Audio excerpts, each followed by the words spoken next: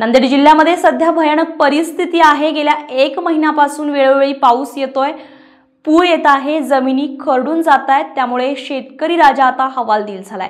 जी शासनाची मदत मिळाली आहे ती अपुरी आहे। शेतीची वाताहत मोठ्या प्रमाणात झालेली आहे। त्यामुळे शेतकऱ्यांना भरीव निधी कसा मिळेल यासाठी माझा सुद्धा पाठपुरावा सुरू असल्याचं मत विधान परिषदेचे माजी आमदार राम पाटील रातोळीकर यांनी स्पष्ट केलेलं आहे।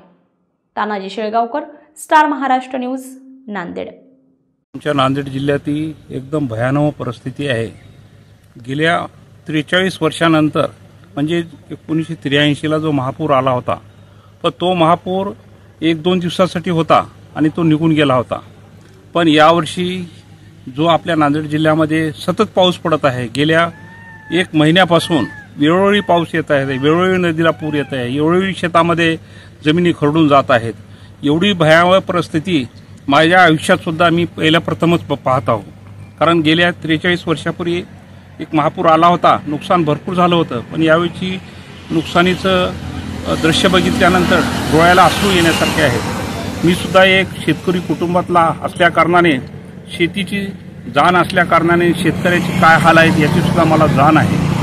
आपलं जे भारतीय जनता पार्टीचं या किंवा महायुतीचं जे सरकार आहे ते शेतकऱ्याच्या हिताच्या दृष्टिकोनातून नक्कीच निर्णय घेईल, त्या दृष्टिकोनातून ते प्रयत्न करतच आहेत। पण जी मदत आहे ती फार अपुरी पडणार आहे। कारण गेल्या मागील काही निकषामध्ये 2-3 वर्षापूर्वी आपल्या शासनाच्या माध्यमातून बऱ्यापैकी चांगली शेतकऱ्यांना मदत मिळत होती, पण यावर्षी एवढी भयानक परिस्थिती होऊन सुद्धा प्रत्यक्ष सध्या अजून कुठलीही मदत मिळाली नाही। आज शेतात बघितल्यानंतर शेतकऱ्याच्या डोळ्यामध्ये अश्रू येत आहेत आणि त्या दृष्टिकोनातून माझा सुद्धा पाठपुरावा वरिष्ठ पातळीवर चालू आहे। आपल्या या देशाचं नेतृत्व नरेंद्र मोदी असतील की आपल्या या राज्याचं नेतृत्व देवेंद्र फडणवीस साहेब असतील, त्यांच्या माध्यमातून शेतकऱ्यासाठी जास्तीची मदत करण्याच्या विषयी मी सुद्धा स्वतः प्रयत्न करणार आहे।